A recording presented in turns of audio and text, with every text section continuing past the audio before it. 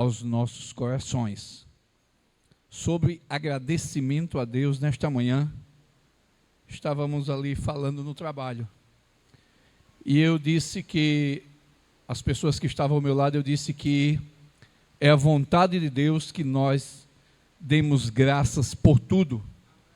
E alguém disse, mas até pelas coisas ruins? Eu disse sim. A Bíblia diz que devemos dar graça por tudo. E eu expliquei. Quando as coisas são boas, são bênção, a gente agradece. Porque não merecemos, mas Deus é bom e misericordioso.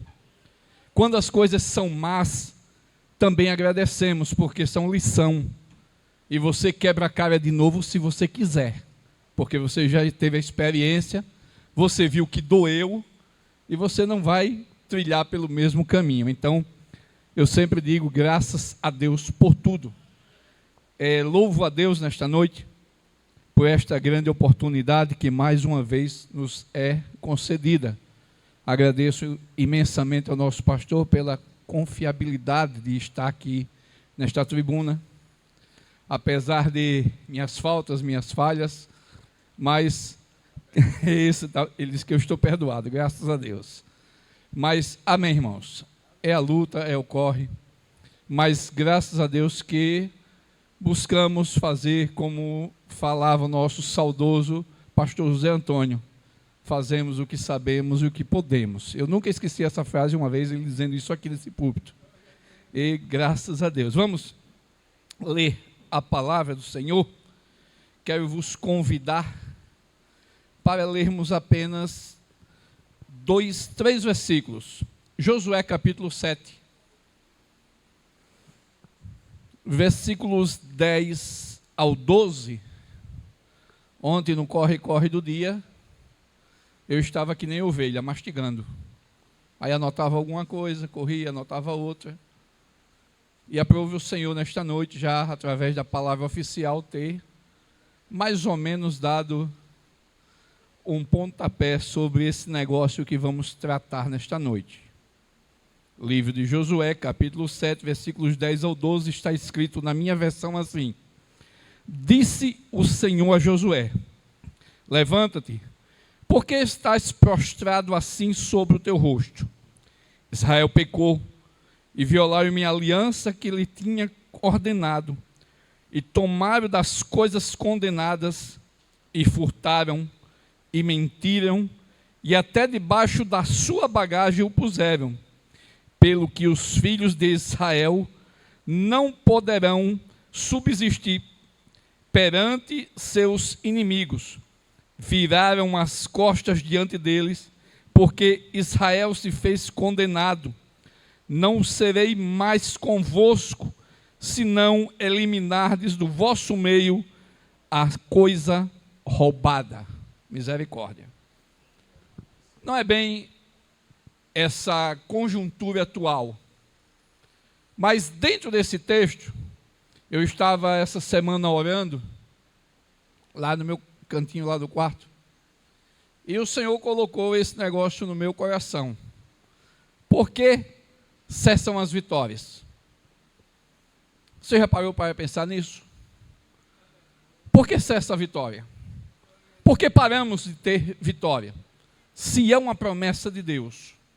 Promessa de Deus, irmão Itamar? Sim. Romanos, capítulo 8, 37 diz: Mas em todas estas coisas somos mais do que vencedores, por aquele que nos amou. Mas se Ele nos amou, e se somos mais do que vencedores, por que cessa a vitória? Vamos, dentro desse texto que lemos, trazer para o contexto atual da nossa vida. Eu gosto de ler, de buscar, porque quanto mais a gente se aprofunda, irmãos, mais a gente aprende na palavra. Não podemos ser superficiais, como vemos por aí hoje, um evangelho raquítico, um evangelho fraco, um evangelho que não tem transformação, um evangelho que promete riquezas, e Jesus nunca prometeu riqueza. Jesus prometeu cruz. Jesus prometeu dor. Jesus prometeu luta. Mas ele disse que eu e você devíamos ter bom ânimo, porque da mesma forma que ele venceu, nós também íamos vencer. Então, por que estar preocupados com as coisas que nos rodeiam, se o Senhor quer dizer dono, Ele está do nosso lado? A Bíblia diz aqui nesse texto que lemos agora há pouco, que Ele nos amou primeiro. Estávamos condenados, não tínhamos perspectiva nenhuma de mudar de vida, éramos escravos, e naquele dia a Bíblia nos mostra, dentro da revelação divina, que Ele, como sacrifício vivo, Ele veio nos buscar. Ele não desistiu em nenhum momento, Ele foi até o fim. Ele carregou a cruz que eu e você deveríamos carregar. Ele foi para o lugar que era para mim e para você. E por conta de tudo isso, hoje gozamos da sua infinita graça e misericórdia. Então vamos lá. Por que cessam as nossas vitórias? Dentro do texto que lemos, a princípio eu destaquei umas 4 coisas que são impregnadas no texto e que chamam a atenção. E que eu e você, como cristão, precisamos aprender, conhecer, para que a nossa vitória ela não cesse.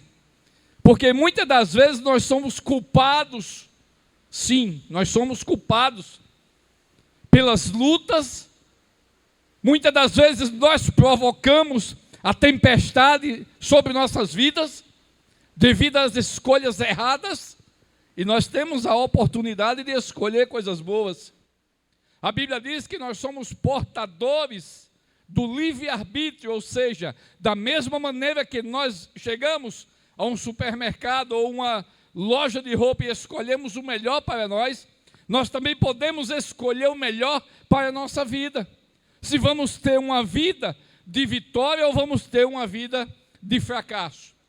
Primeira coisa que, ao ler esse texto desde o início, eu destaquei, foi que aquele povo, ele fez as coisas que desagradavam a Deus. Apenas um homem, ele foi culpado a ponto de destruir uma nação, ou provocar uma tragédia em uma nação.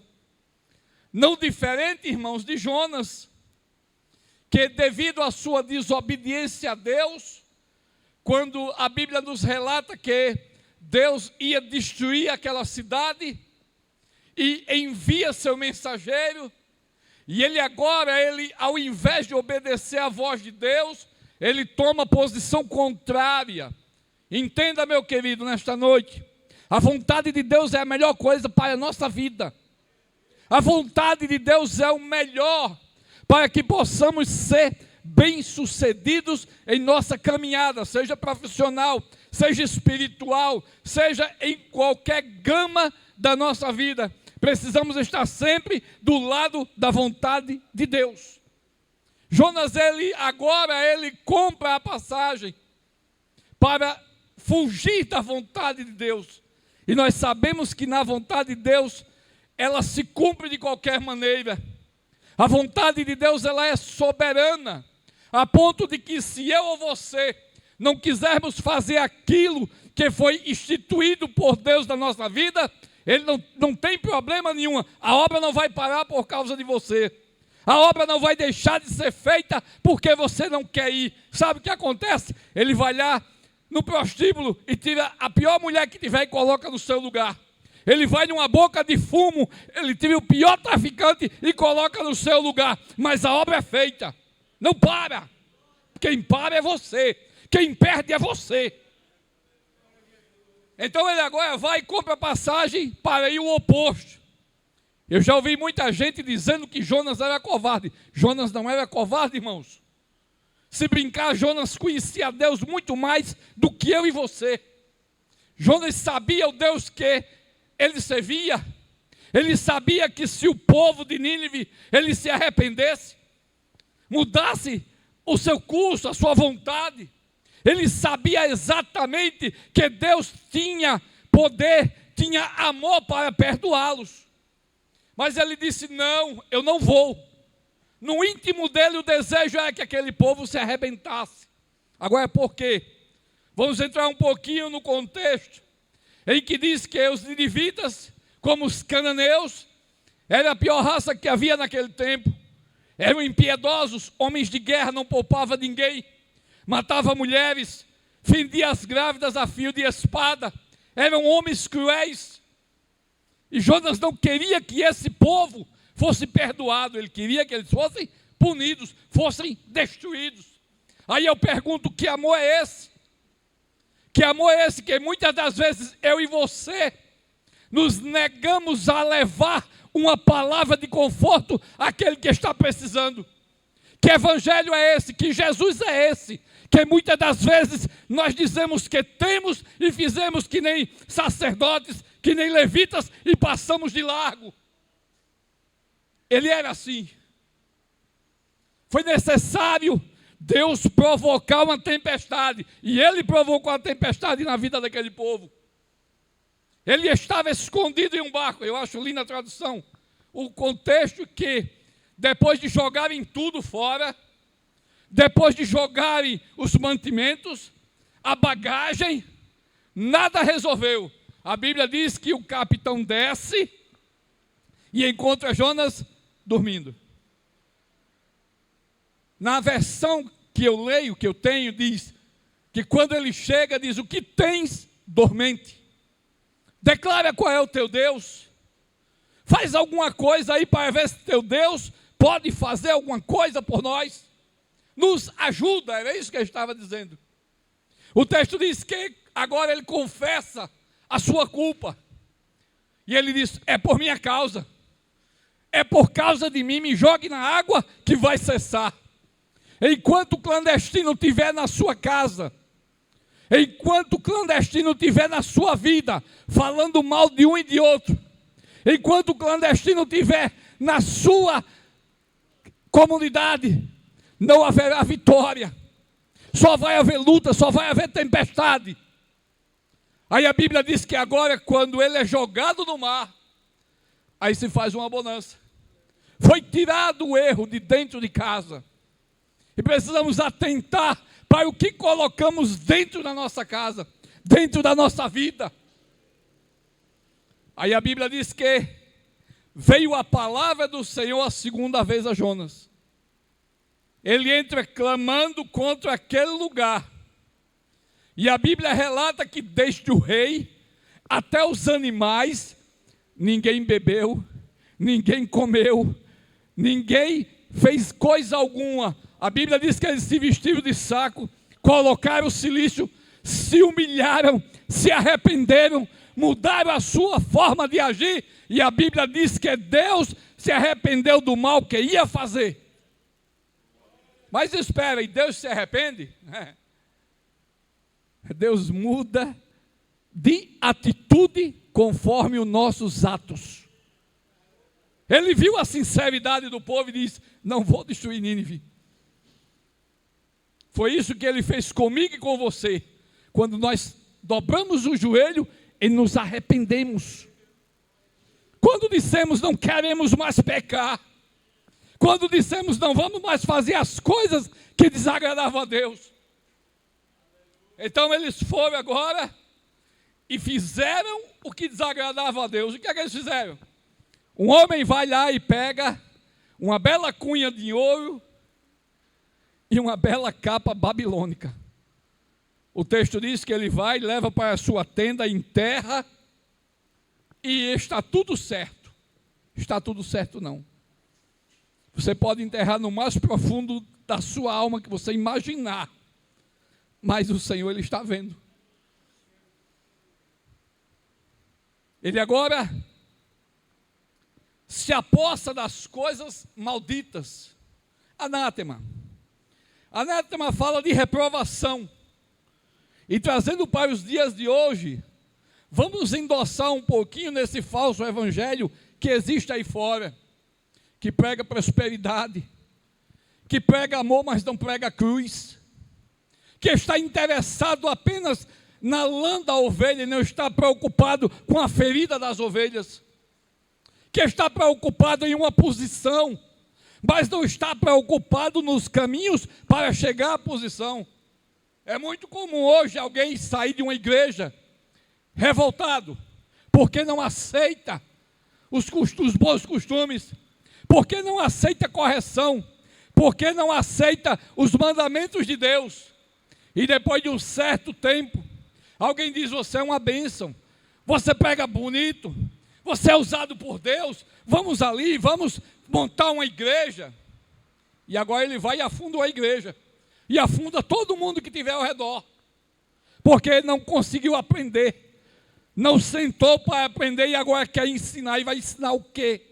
Um evangelho troncho, um evangelho mesquinho, um evangelho que ensina a colocar Deus no canto da parede. Irmãos, Deus não tem obrigação de nos dar nada, não. Deus não tem obrigação de fazer o que eu e você queremos. Ele é o Senhor e eu e você não somos nada debaixo dos céus. Até os dons e talentos que eu e você temos, é Ele que dá. E você tem que se lembrar que é emprestado, você não tem nada. Se você não quiser fazer, Ele pega e dá a outro que quer. Mas a obra, como eu disse agora há pouco, não para. A obra vai seguindo, vai adiante, vai alcançando as almas, vai tirando vidas do inferno, vai restaurando famílias. O Evangelho, ele tem poder para curar enfermidades, ele tem poder de levantar o caído. Então ele fez o que desagradava a Deus. Segundo, ele escondeu a transgressão. A Bíblia nos relata algo interessante. E uma certa feita eu lembro que conversando com o nosso pastor, eu nunca esqueci dessa conversa de poucos minutos, quando o Senhor falava sobre Ananias e Safira.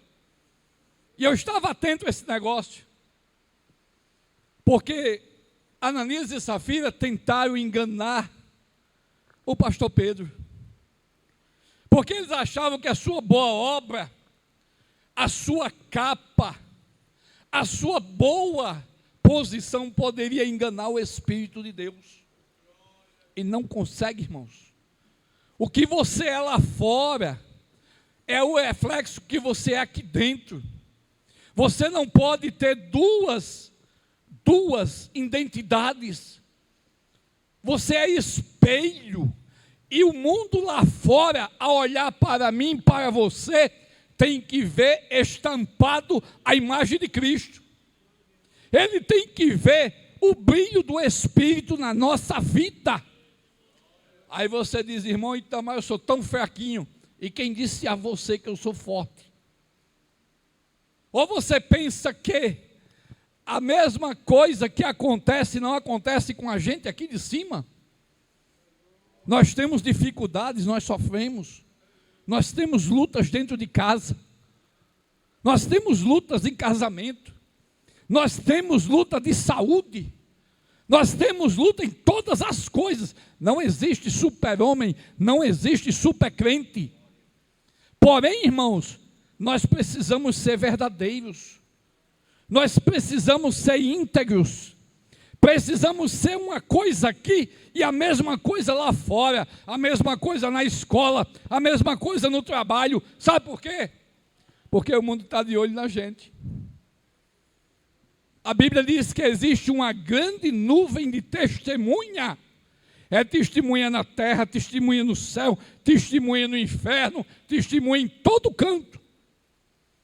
E eu e você precisamos, irmão, ser honestos. Precisamos ser verdadeiros. Por que verdadeiro? Porque existe o falso. Jesus chamava o religioso, que é justamente essa turma, que se encaixa nesse contexto, de sepulcro caiado. Dava bonitinho, terno de grife, aquele famoso sapatinho couro de cobra, mas por dentro era mau. Por dentro estava doente, por dentro estava podre, por dentro não era nada do que dizia ser a aparência. E a Bíblia diz justamente sobre isso, que Deus não olha a aparência, Deus olha para dentro. Deus sabe o que eu penso, o que você pensa. Deus sabe as nossas ações, até aquilo que está em oculto, Deus sabe. Então ele tentou esconder. Aí o apóstolo pergunta: para onde é que eu vou? Se eu for para a profundidade, estás lá. Se eu for para o abismo, também está lá. Se eu for para o inferno, também vai estar lá. Se eu subir, está lá. O Senhor está em todo lugar. E você fica pensando às vezes que está só. Você não está só. Você apenas esquece de olhar para o lado. Você às vezes conta seu problema para todo mundo e esquece de contar para Jesus. Aí não resolve nada. Está contando para a pessoa errada. Terceiro, quando isso tudo acontece, ele pega o anátema e esconde. Quando ele tenta se esconder, a Bíblia diz que o povo agora vai para a luta, para a guerra. Ora, eles vieram de uma vitória esmagadora sobre Jericó. Algo extraordinário que ninguém explica aconteceu. As muralhas caíram. Não foi com canhão, não foi com míssil, não foi com arma bélica nenhuma. Simplesmente com cântaros e um grito. Cântaros e um grito. Só isso. Arrodeia a cidade. Comece a clamar e a profetizar que esse negócio vai ser seu. Você está entendendo? Começa a profetizar que esse negócio vai ser seu. Começa a rodear. Começa a tomar posse. Quando nós fazemos aqui, no dia da Bíblia, a gente está cercando a cidade. A gente está profetizando, dizendo que Rio Largo é do Senhor Jesus. Então a terra, irmãos, é nossa. Isso tudo aqui Deus tem dado em nossas mãos para ganhar para Ele, para o reino dEle. Então a Bíblia diz que no 7º dia, grite com grande grita. O texto diz que caiu os muros e Jericó foi tomada. Mas Deus, no versículo de número 18 do capítulo 6 diz: então somente guardai-vos das coisas condenadas, para que tendo-as vos condenado, não tomeis dela coisa alguma, e não façais maldito o arraial de Israel e o perturbeis. Deus disse isso. Mas acontece que eles mataram todo mundo, pouparam Raabe, trouxeram as coisas consagradas para a casa do Senhor, e Acã vai lá e cobiça uma bela capa babilônica e uma cunha de ouro, leva para casa e esconde. Tudo certo. Chefe Josué não sabia disso, mas Deus sabia. Quando eles viram a cidade de Ai, o texto diz que não vamos esforçar o povo. Ele convocou o povo, não convocou a Deus. Quando você sair para uma luta, irmão, convoque primeiro a Deus. Não vá convocar seu irmão, não vá convocar sua irmã, não vá convocar seu parente, convoque a Deus. Como é que eu vou fazer? Quer um exemplo? Davi diz: vamos trazer a presença de Deus para Israel. Aí a Bíblia diz que o povo se alegrou. A presença de Deus, quem não quer a presença de Deus? Que representava a arca. Como é que nós vamos trazer a arca para Israel? Aí convocou o povo, não convocou a Deus. O que aconteceu? Aí houve o churrasco. E ele fez alguma coisa errada? Não, ele simplesmente fez o que não podia fazer. Ele tocou na arca. E a presença de Deus, irmão, não pode ser levada de qualquer maneira. A presença de Deus não pode ser levada em cima de carro de boi. Não existe arranjo para levar a presença de Deus. Tem que levar a presença de Deus em santidade. Ele não pediu a permissão de Deus e nem convocou Deus para a batalha. Ele não colocou Deus num problema. Ele disse, não, vamos aí uns poucos homens aí, a gente vai botar essa turma para correr. O texto diz que quando eles partiram, eles fugiram diante dos homens de Ai envergonhado. Quando você deixa Deus de fora, você é envergonhado. Sabe por quê, irmão? Porque é Deus que dá a vitória, não é você que tem a vitória. Não é o seu braço. Salmo diz que entrega teu caminho ao Senhor, confia nele, e ele o quê? E por que é que quando você confia a Deus, você vai lá e toma da mão e quer resolver com a sua força, com o seu intelecto? Aí você não ganha a batalha, você perde a batalha, você passa vergonha na batalha. Foi o que aconteceu. Ele não consultou a Deus, não, vai ficar entre o povo mesmo. E, irmãos, esse negócio de a voz do povo e a voz de Deus, isso é conversa.